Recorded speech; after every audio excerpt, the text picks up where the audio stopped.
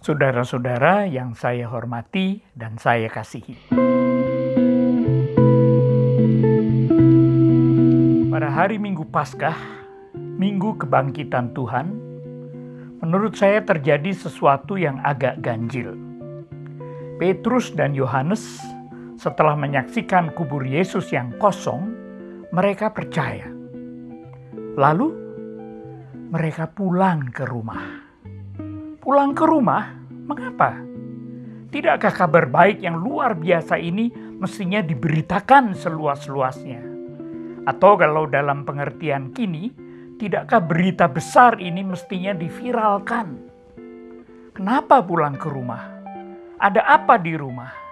Apakah istimewanya di rumah? Saudaraku, bila kita cermati beberapa kisah perjumpaan anak-anak Tuhan dengan Sang Kristus, pulang ke rumah ternyata penting. Dalam perumpamaan seorang Farisi dan seorang pemungut cukai, si pemungut cukai pulang ke rumahnya sebagai orang yang dibenarkan Allah. Orang lumpuh yang dipulihkan Yesus diperintah untuk bangun, mengangkat tilamnya dan pulang ke rumahnya.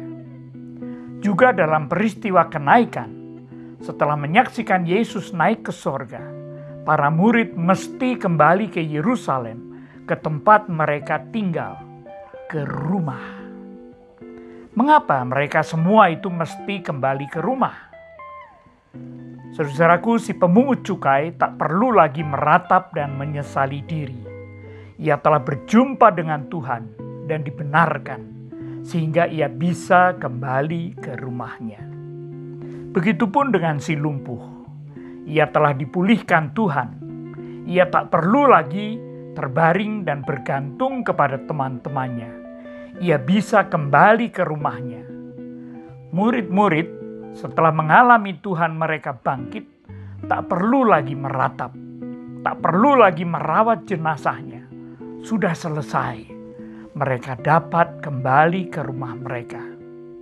Pun setelah kenaikan, murid-murid tak perlu lagi berada dalam kebingungan dan ketegangan. Mereka bisa kembali ke rumah mereka. Tak ada lagi yang perlu dan dapat mereka lakukan kecuali menantikan apa yang akan Tuhan lakukan.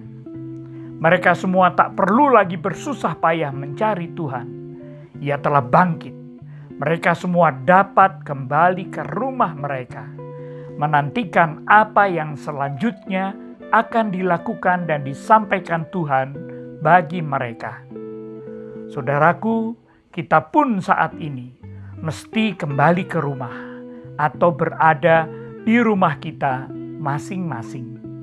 Seperti anak-anak yang berada di rumah, membiarkan orang tua kita mengurusi dan merawat kita, menantikan dan mempersilakan Tuhan yang bangkit itu bertindak. Tidak perlu mendahului Tuhan dengan berkhawatir apalagi takut.